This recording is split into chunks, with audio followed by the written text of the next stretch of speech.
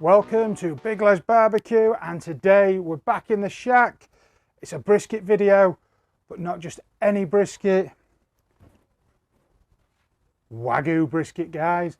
And we found this one online. It's a British company and it's Warrendale WAGYU. I'll leave a link down in the description below. But I thought I'd give it a try. This was actually on offer. Should have been £90. Excuse me, my voice is going. But I got it for £75, and just look at the size of that brisket. That's got to be pushing nearly 7 kilos, and it's already come trimmed. We are going to give it a little bit more of a trim up. We're going to leave most of this fat cap on the top, but we're going to trim off some of this side. I'm going to take off the silver skin and some of the fat underneath. So I'll bring you in for a closer look. I'll not do a full trim video. There's plenty out there. If you do want to see a trim video, leave a comment down below. But just for now, I'll bring you in, show you what I'm going to take off, and then on to the seasoning and setting up the barbecue. So you can see the beautiful colour of the meat, and you can see tons of that intramuscular fat running down, and that's that grain fed and that Wagyu beef. Flip her over, see that fat, it's nice and golden. So Warrendale have give that a trim, so I'm probably not going to take any more of that fat cap off. I am just going to round some of these edges, clean up this edge here, but focus most of my attention on sort of this fat and silver skin underneath that I want to trim off, just so that that seasoning can penetrate. But I'll get on with trimming off this fat and silver skin, rounding up the edges, and I'll bring you back when I'm making the rub, guys. I've trimmed it as much as I want to today. Got a nice bowl of trimmings. Do not throw them away. You can either render it down for some of that beautiful Wagyu tallow, but because I've got quite a bit of meat in there and all, I'll put it in a freezer bag, pop it in the freezer, and when I've got enough of this, I'm going to grind it up and make some Wagyu smashed burgers. But as I said, we're going to get on to the rub. Because that is such a beautiful piece of meat, I am going to try and keep it fairly simple. So I've got my shaker there. I've got some nice coarse ground black pepper. You know this is a Texas style. We're going to hit that now with almost the same amount of salt, not quite as much salt as pepper. Handy using your jars. So that's now pretty much traditional Texas, but we do know in Texas that they add some extra little naughties. So we've got some onion granules, just a little bit of onion granule, a little bit of garlic, and for them umami flavors, a little bit of celery seed. And always I make a mess. Adjust the flavors to your likings, guys. But that for me, I think is going to be a fairly nice traditional Texas rub with a little bit of Big Les barbecue in it. Because this has got Wagyu fat running throughout it, we're not going to need a smear. You can see it's already quite sticky and wet. We're going to be cooking this fat side up, so I'm going to start with the meat side first. Get my shaker, nice big holes in the shaker, and liberally from about 8 to 12 inches, get your salt, pepper and garlic rub on there. Before I flip this meat, I'm just going to give it 10 minutes to a day, and then we'll flip it and we'll do the fat cap. While that is tacking up, shall we go over the game plan for setting up our KAMADO Kettle Joe? We're going to rock this overnight. So it's about 5:30 at the moment. We're going to get this set up, pop this in the fridge, get our Kettle Joe set up for an overnight cook, and we're going to pop it on around midnight. So let's go over the game plan for setting up the barbecue. So the game plan is take your oak split. I'm going to place that down in the bottom of the barbecue. There's a couple of bits of lump wood in there from the last cook, but we're now going to set that up with some nice big chunks of lump wood around that, and we're going to liberally fill up this barbecue.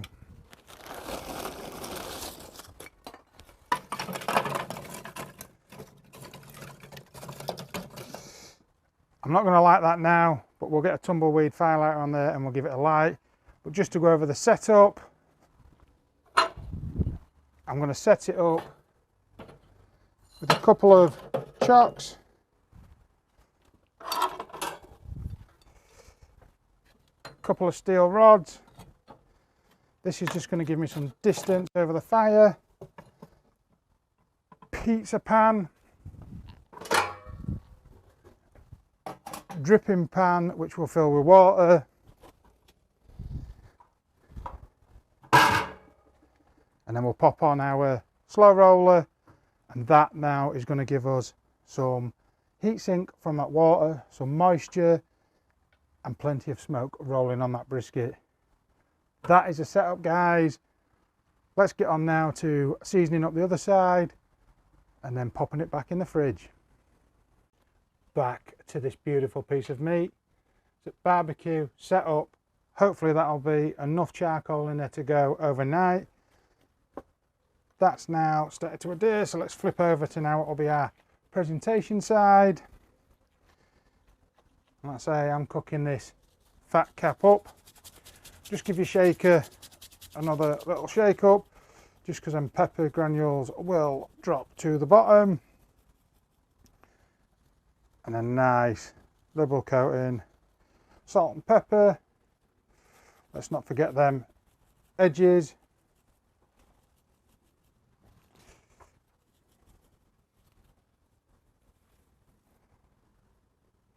Beautiful. Not too much, just enough because I want that smoke, that oak, that beautiful Wagyu beef, and that simple salt, pepper, garlic and onion to really come through and shine. So I'm going to pop this now in the fridge, leave it in there for 5 to 6 hours, just for that salt and pepper to set in, and also that Wagyu fat to firm back up. And then we'll bring you back out when it's around 11 o'clock-ish, and we'll go through lighting the barbecue, and like I say, we'll stick it on for about midnight. See you shortly, guys. Right then, it's coming up 11 o'clock, so it's time, actually, I'm telling a lie, it's 10 past 11. Time to light the barbecue. It's got them tumbleweed firelighters shoved down in my charcoal just underneath, and I have just boiled a kettle, and that's going to go in our water pan. So we're going to let these tumbleweed firelighters start to take, and then we'll pop in that water pan. We're going low and slow all night, guys, so no more than 225 degrees Fahrenheit. I'll put the Celsius up above, and that's going to rock hopefully all night.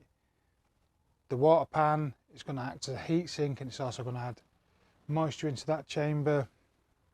So we'll put in that pizza stone, we'll pop on the stainless steel pan, I'll fill it with my boiled water, and then let this come up to temp. We're going to open bottom vent all the way at the moment, top vent all the way, and we'll let this barbecue come up to temp. I'm going to go drag the Wagyu out of the fridge so that can just start to rise up to room temperature, and then we'll get it on and then head to bed. We've got our beautiful Wagyu brisket. Look at the size of that thing, ready to go on. We're going to tuck it up for the night. We are going to monitor it with our meter probe, so I'm going to take that out, I'm going to find one of the fattest parts of the flat. I'm going to shove that in, and that's going to monitor our meat, and it's also going to let me know about them pit temperatures, so I can just keep checking on it in the night. What I should say is I have shut the bottom vent down to 1 finger's width and the top vent just under that first notch to keep them temps nice, low and slow. So the last thing to do, as I said, I'm cooking this back cap up.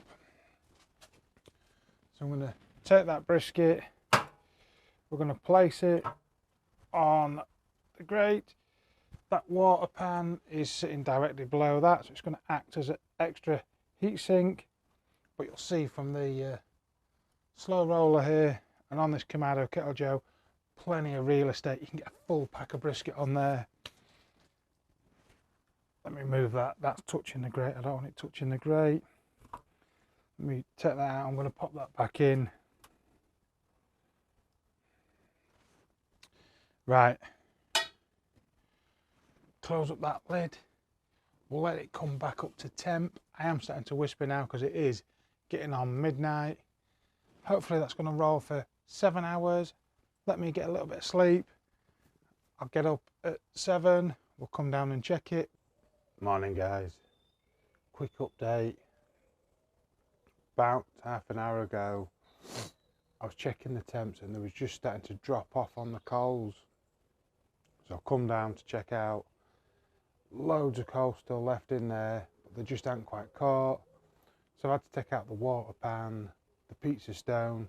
I've given it a quick rake, so you have missed it, I'm sorry. You haven't missed anything really exciting. I have just raked the coals. There is tons of coal in the barbecue still. The brisket's sitting 158 degrees internal temp at the minute, and we've been cooking now for 7.5 hours. It looks really nice, but we're still going to leave it uncovered until their internal temps are getting around that 165, until I'm happy with that crust, and then we'll think about wrapping it. So I'm going to go get me coffee, I'm going to sort out me bed hair, and I'll see you when I'm fresh, changed, coffeeed up, and we're wrapping up this brisket. See you soon guys. Morning again guys. So shower time, that thing shot through the stall. In the last 45 minutes the internal temps jumped up to 175 degrees Celsius. That fat, beautiful and golden, beautiful mahogany colour on the outside. So I'm going to take it, pull it and wrap it. So I've got 2 pieces of me butcher's paper with a fold in the middle just to join them together. I'm going to take some of my beef tallow and I'm just going to place that, when I can get it out, just in the centre. That's just going to soften up that underside because, like I say, we have been cooking fat cap up. So just a little bit of beef tallow in me butcher's paper. Now I'm going to take me trusty tea towels and let's lift off that beautiful brisket. Just look at that guys. Smell-o-vision needs to be invented. It's got to be. YouTube has to do something where you click a little button and you actually get to smell and experience what I am. We'll get that. Let's just pop out the meter per over second, and then we're going to go for a wrap. And because I've overlapped it, we've got that distance so that we can pull over the edges and fold. Move that out of the way, is always the case. And fold. This is just going to capture all of them juices. So fat cap up, down, little tuck at the end, keep it all nice and tight. Again, beautifully wrapped up, not too much paper, but just enough to capture all them juices. And I'm going to take my meter probe and I'm just going to pop it back in just to monitor them internal temps. Now we are going for tenderness, not temp, but we're going to shoot for around 199 degrees Fahrenheit, around that 93 degrees Celsius, just to see where we get. And then we're going to start to feel for tenderness, we're going to feel for pliability. So let's pop it back on. Come round here, guys.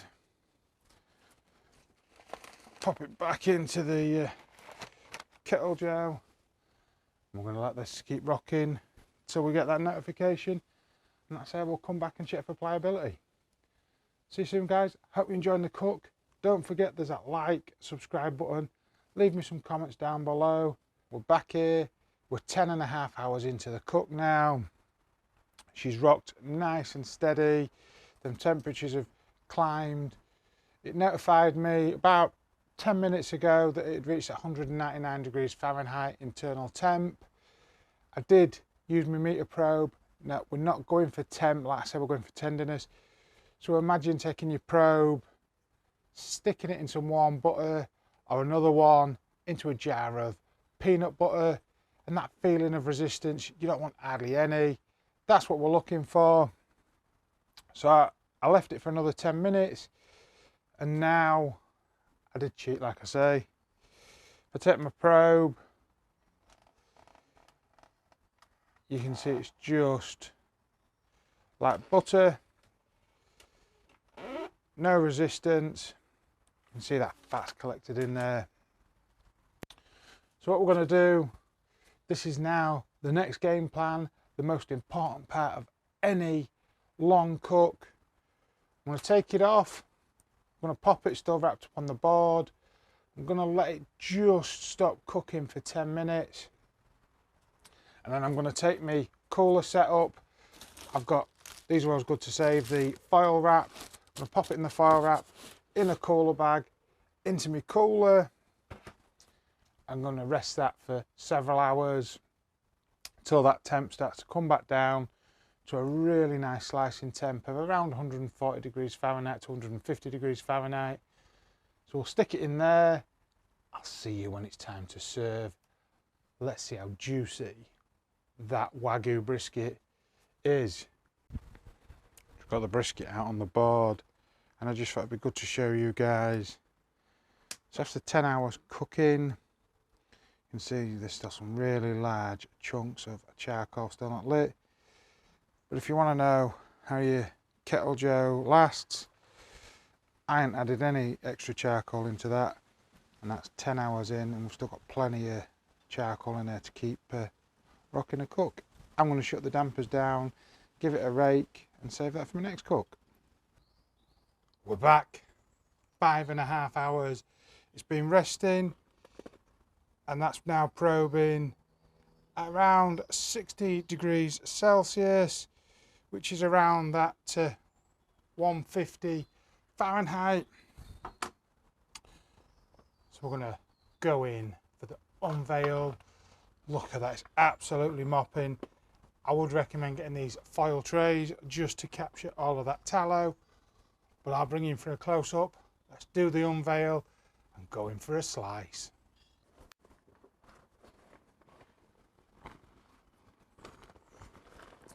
I always just try and roll it up, guys, as you're taking it out, just to keep that mess down. Slidey, slidey. Oh, look at all them juices.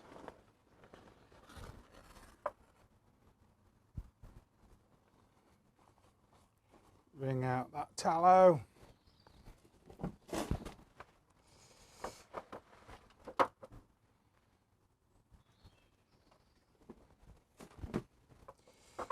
Flip it back to the fat cap up. Just look how beautiful that is, guys. Let's lift it onto the chopping board.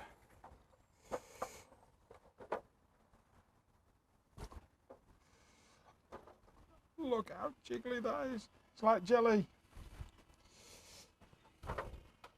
Bit of that tallow over the top, just to make it extra sexy. Have a look. Down in the flat, up at the point. Looks like the muscles connect somewhere here. Let's go for a slice through. Are we ready? Not gone all the way through. Guys, just take a look. That is absolutely stunning. Down this way.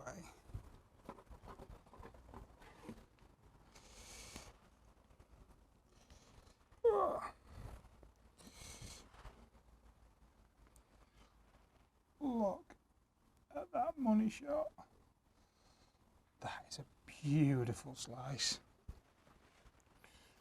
Just look at that smoke ring. God, I'm so excited. Let's pull the camera out and go in for a taste test. Just gonna have to keep cleaning up, guys. This is super juicy. Let's get about the size of a HB pencil slice out of that flat. It is just fall apart tender, slight pull.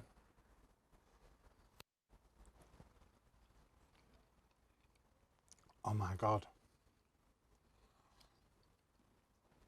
This is an absolutely stunning cook. Let me pop these back together. Got to go for a slice of that fatty,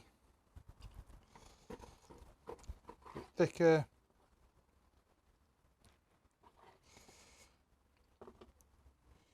Again, beautiful slice. Pull apart, fat rendered down.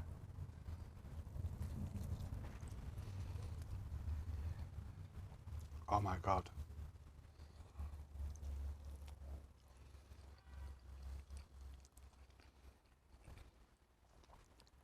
That is an absolutely perfect bite. Now normally I'd go in for the taste test with my chief taste tester, but unfortunately Buster been with us since the start, and I'm going to try and keep it together. We had to have him put down, so this cook is dedicated to him. Ooh, Buster, the chief taste tester, this one's for you, buddy.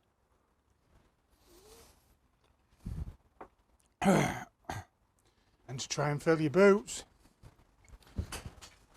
Nobody ever will. But here's Dave.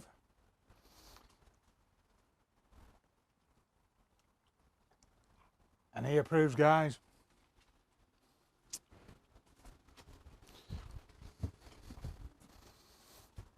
So I hope you have enjoyed the cook.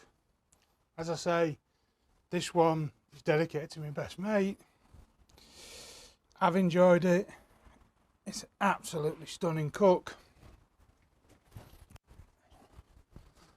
Just look. That is an absolute money shot there, guys. Beautiful rendered fat. Beautiful smoke ring. Juice is just dripping. I'm going to get this in now for the family so they can eat it. We're going to absolutely devour this. See you in the next cook, guys, and check out this video over here.